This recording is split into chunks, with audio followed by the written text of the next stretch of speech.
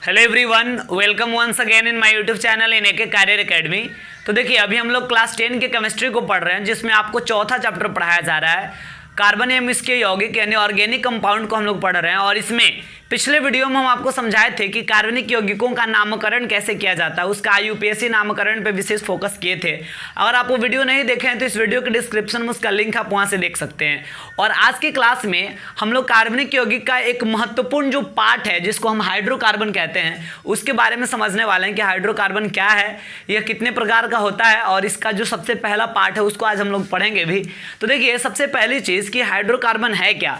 तो नाम से स्पष्ट है कि हाइड्रो और कार्बन, तो इसका मतलब ये हुआ कि हाइड्रोजन और कार्बन ये दो तत्व है, हाइड्रोजन और कार्बन है। हाइड्रोजन और कार्बन के संयोग से यानी हाइड्रोजन और कार्बन के मिलने से जो यौगिक बनता है उसी यौगिक को हाइड्रोकार्बन कहते हैं। हाइड्रोजन और कार्बन के संयोग से बनने वाले यौगिक को हाइड्रोकार्बन कहा जाता है। ये इसका साधारण सा डेफिनेशन है जो बहुत आसान है।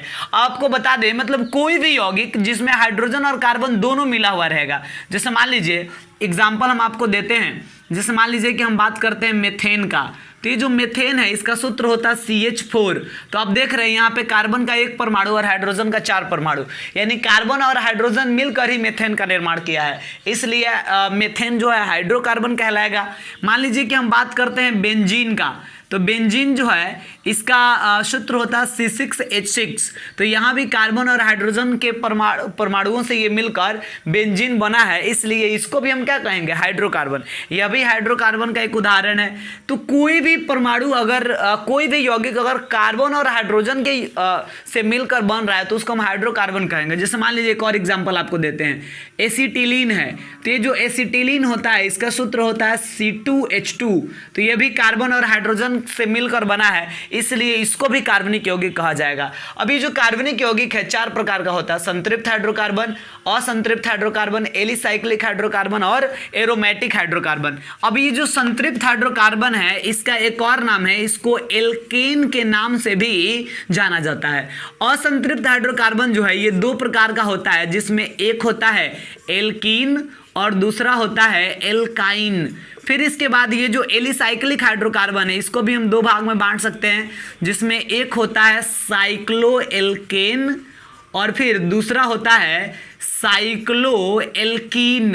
तो ये भी 2 प्रकार का हो गया। और ये जो एरोमेटिक हाइड्रोकार्बन है इसको क्लासिफाई हम नहीं करेंगे। तो इस प्रकार इन सारे हाइड्रोकार्बन के बारे में बारी बारी से हमें समझना है।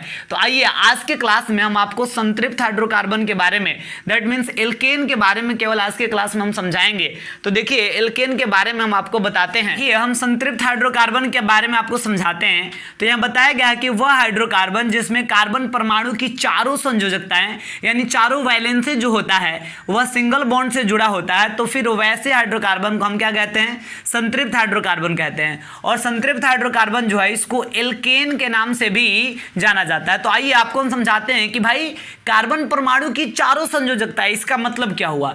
इसका मतलब समझिए, जैसे कार्बन का परमाणु संख्या होता है 6, इसका इलेक्ट्रॉनिक विन्यास होता है 2,4।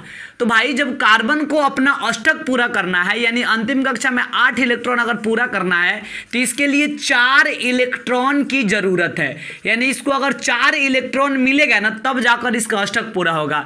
तो ये जो 4, चूंकि देखिए किसी भी तत्व के परमाणु को अपना अष्टक पूरा करने के लिए जितने इलेक्ट्रॉनों का त्याग करना पड़ता है या जितने इलेक्ट्रॉन ग्रहण करने की आवश्यकता होती है उसी को हम उसका संयोजकता कहते हैं। तो कार्बन की संयोजकता 4 हो गया, क्योंकि इसको 4 इलेक्ट्रॉन की आवश्यकता है, इसलिए हम कहेंगे कि कार्बन की जो संयोजकता है इसकी जो वैलेंसी है वो कितना होता है, 4 होता है। तो यहाँ पे हम क्या बताएं कि वैसा हाइड्रोकार्बन जिसमें कार्बन परमाणु की चारों संयोजकता है, 4 को संयोजकता होता है ना वैलेंसी, तो चारों वैलेंसी अगर सिंगल बॉन्ड से जुड़ा रहता हो तो उसको हम संतृप्त हाइड्रोकार्बन कहेंगे और इसी को एल्केन के नाम से भी जाना जाता है। तो आइए इसका नामकरण, इसका सामान्य सूत्र और इसके बहुत सारे एग्जाम्पल्स को जब हम समझाएंगे तब जाकर ये पूरा आपको समझ में आ जाएगा कि भाई किस प्रकार इसकी चारों संयोजकताएं सिंगल बॉन्ड से जुड़ रही है।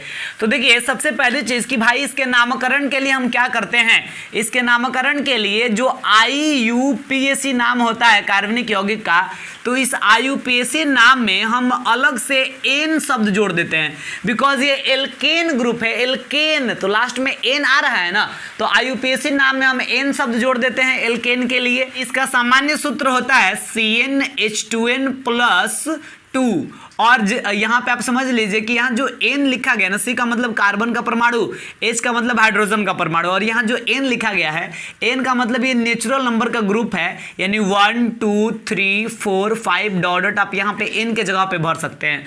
और इसका प्रथम सदस्य कौन होता है, तो देखिए N का वैल्यू 1 है सबसे पहले, तो जब कार्बन की परमाणु की संख्या 1 होता है तो IUPAC नामकरण में मेथ शब्द का यूज किया जाता है। तो IUPAC नाम मेथ और प्लस N जोड़ना है आपको, नामकरण के लिए IUPAC नाम में N जोड़ना है। तो मेथ में जब N जोड़ेंगे ना तो क्या हो जाएगा, ये हो जाएगा मेथेन। अब देखिए इसके एग्जांपल्स को हम आपको अलग यहाँ लिख के अब समझाते हैं। तो इसका सबसे पहला एग्जाम्पल है मेथेन। अब देखिए मेथेन का सूत्र क्या होगा, इसका अणु सूत्र क्या होगा, तो मेथ में कार्बन का कई गो परमाणु होगा, एक परमाणु, तो C और N के जगह पर एक भरिएगा, लेकिन एक तो हम लिखते नहीं है इसलिए यहाँ एक छोड़ देंगे। अब यहाँ N के जगह पर एक भरिएगा तो हो जाएगा H, और 2 एकम 2, और 2 में 2 जोड़िएगा तो 4, तो ये हो गया C और H4, तो ये CH4 हो गया मेथेन का सूत्र। और देखिए अब जब इसका संरचना सूत्र बनाएंगे ना, तो इसके संरचना बनाने में आपको दिखेगा कि कार्बन का परमाणु, कार्बन की चारों संयोजकताएं सिंगल बॉन्ड से जुड़ी होती है। मान लीजिए कि कार्बन है, तो कार्बन ये आप यहां पे शो कर दिए, और इसके बाद कार्बन की वैलेंसी चूंकि 4 होती है, यानी कार्बन को 4 इलेक्ट्रॉन की आवश्यकता होता है, तो ये एक कार्बन की परमाणु है तो इसको इलेक्ट्रॉन कितना चाहिए, 4 चाहिए, और चारों की चारों संयोजकताएं किस बॉन्ड से जुड़ा है, सिंगल बॉन्ड से, यानी चारों ओर से आपको सिंगल बॉन्ड से जोड़ना है। तो चारों ओर हम सिंगल बॉन्ड निकाल दिए, और हाइड्रोजन का कई गो परमाणु है यहाँ पे आप देख सकते हैं, 4 परमाणु है, तो चारों जगह पर 4 गो हाइड्रोजन का परमाणु दे देंगे, तो ये हो गया मेथेन का संरचना। आपको बता दें इलेक्ट्रॉनिक बिंदु संरचना बना के हम आपको समझाते हैं, उससे पूरा क्लियर हो जाएगा। देखिए कार्बन का परमाणु संख्या 6 होता है, यानी इलेक्ट्रॉनिक विन्यास 2,4, यानी इसके अंतिम कक्षा में 4 इलेक्ट्रॉन है। हाइड्रोजन का परमाणु संख्या 1 होता है, यानी इसके अंतिम कक्षा हो, इसमें तो एगो कक्षा है जिसमें एगो इलेक्ट्रॉन है। तो देखिए इलेक्ट्रॉनिक बिंदु संरचना जब बनेगा ना, तो कार्बन के अंतिम कक्षा में 4 इलेक्ट्रॉन है, तो 4 गो इलेक्ट्रॉन आपको शो करना पड़ेगा। लीजिए 1 2 3 4, कार्बन के अंतिम कक्षा में 4 इलेक्ट्रॉन है जो शो कर दिए। और हाइड्रोजन का इसमें कई गो परमाणु है, 4 गो परमाणु है, तो 1 2 3 4, और हाइड्रोजन के अंतिम कक्षा में 1 इलेक्ट्रॉन है, तो 1 इलेक्ट्रॉन शो कीजिए, एगो इसमें शो करेंगे, एक इसमें शो करेंगे, एक इसमें और एक इसमें।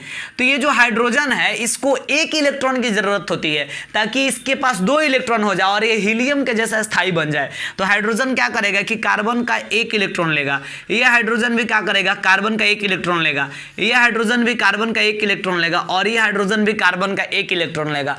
और चूंकि कार्बन भी अधातु है और हाइड्रोजन भी अधातु है, इसलिए इन दोनों के बीच में सहसंयोजक बंधन बनेगा, यानी यहाँ इलेक्ट्रॉनों का पार्टनरशिप होगा, साझेदारी होगा। तो ये कार्बन सबको 1-1 इलेक्ट्रॉन दिया है, इसलिए सबका 1-1 इलेक्ट्रॉन लेगा भी। तो कार्बन के पास ऑलरेडी 4 इलेक्ट्रॉन पहले से था, 1-1 इलेक्ट्रॉन हाइड्रोजन से लेगा, माने सबका 1-1 इलेक्ट्रॉन लेगा, तो इसके पास इलेक्ट्रॉन टोटल कितना हो जाएगा, 8 हो जाएगा, क्योंकि 4 पहले से और 4 गो इधर से भी मिल गया, तो इसका भी अष्टक पूरा हो गया। तो आप खुद से सोचिए कि ये जो कार्बन है, कार्बन को अपना अष्टक पूरा करने के लिए इस हाइड्रोजन से 1-1 इलेक्ट्रॉन का पार्टनरशिप करना पड़ा कि हमारा 1 इलेक्ट्रॉन लो, अपना 1 इलेक्ट्रॉन दो। इधर वाला हाइड्रोजन से भी 1-1 इलेक्ट्रॉन का पार्टनरशिप किया कि मेरा 1 इलेक्ट्रॉन ले लो, अपना 1 इलेक्ट्रॉन दे दो।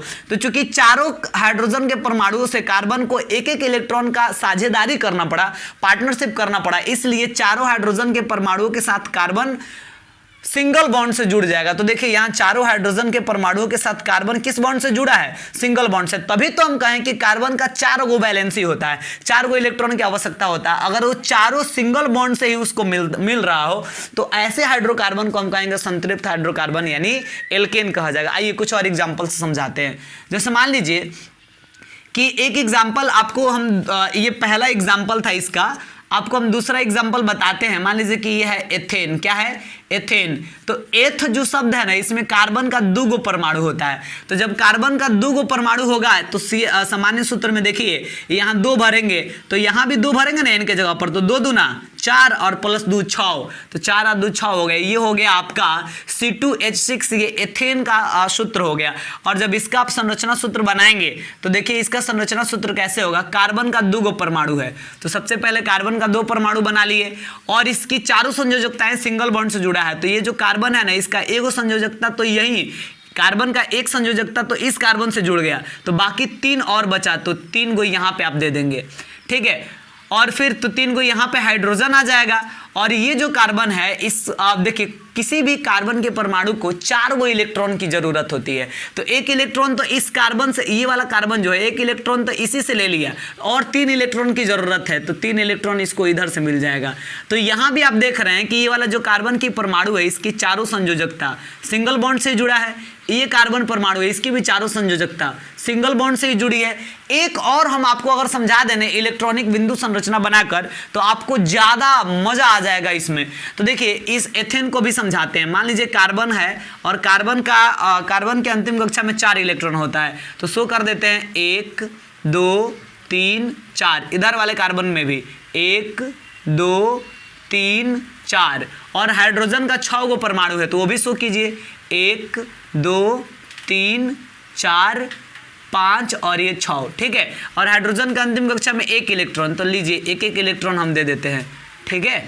अब क्या होगा कि ये जो हाइड्रोजन है, हाइड्रोजन चाहेगा कि भाई हम कार्बन का 1 इलेक्ट्रॉन ले ले, ये हाइड्रोजन भी कार्बन का 1 इलेक्ट्रॉन लेगा, ये हाइड्रोजन भी कार्बन का 1 इलेक्ट्रॉन लेगा। हाइड्रोजन को 1 ही इलेक्ट्रॉन की आवश्यकता होती है, क्यों? क्योंकि हीलियम जैसा उसको विन्यास प्राप्त करना होता है। अब सोचिए कि ये जो कार्बन है, इसके पास 4 इलेक्ट्रॉन पहले से था अंतिम कक्षा में, हाइड्रोजन से 1 इलेक्ट्रॉन लिया, इस हाइड्रोजन से 1 इलेक्ट्रॉन, सॉरी इस हाइड्रोजन को और इस हाइड्रोजन को, ये तीनों हाइड्रोजन को 1 इलेक्ट्रॉन दिया है, तो तीनों का 1 इलेक्ट्रॉन ग्रहण भी करेगा। तो इसका कितना इलेक्ट्रॉन हो जाएगा? 4 और 3 7 इलेक्ट्रॉन हो जाएगा। और ये वाला जो कार्बन है ना, इसका भी 1 इलेक्ट्रॉन ले लेगा। तो इस प्रकार इसके पास इलेक्ट्रॉन की संख्या टोटल कितना हो जाएगा? 8 हो जाएगा। और ये वाला कार्बन क्या करेगा कि भाई ये तीनों हाइड्रोजन को 1 इलेक्ट्रॉन दिया है, तो तीनों हाइड्रोजन से 1 इलेक्ट्रॉन लेगा। और इस वाले कार्बन को भी 1 इलेक्ट्रॉन दिया था, तो इधर वाले कार्बन का भी ये 1 इलेक्ट्रॉन लेगा। और इस प्रकार इसका भी अष्टक पूरा हो जाएगा, क्योंकि 4 इलेक्ट्रॉन पहले से था। तो देखिए ये कार्बन का ये परमाणु और ये परमाणु 1 इलेक्ट्रॉन का पार्टनरशिप किया ना, तो कार्बन के परमाणु के बीच में भी सिंगल बॉन्ड। और हाइड्रोजन से तो भाई कभी भी हाइड्रोजन से 1 इलेक्ट्रॉन का पार्टनरशिप होगा। हाइड्रोजन 2 इलेक्ट्रॉन का पार्टनरशिप कर ही नहीं सकता है, क्योंकि उसको हीलियम जैसा बनना है, तो 1 ना इलेक्ट्रॉन उसको चाहिए, तो 1 इलेक्ट्रॉन का पार्टनरशिप हाइड्रोजन करेगा। तो कार्बन का ये दोनों परमाणु सिंगल बॉन्ड से, और बाकी हाइड्रोजन के परमाणु के साथ कार्बन तो हमेशा सिंगल बॉन्ड से जुड़ेगा। तो इस प्रकार ये एथेन का संरचना सूत्र रहा, और इसको इलेक्ट्रॉनिक बिंदु संरचना से भी हम आपको समझाएं।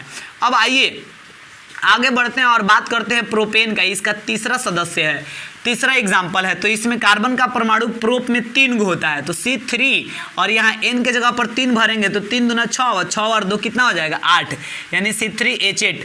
और इसका अगर आप संरचना बनाएं तो कार्बन का 3 गो परमाणु है, तीनों सिंगल बॉन्ड से एक दूसरे से जुड़ेगा।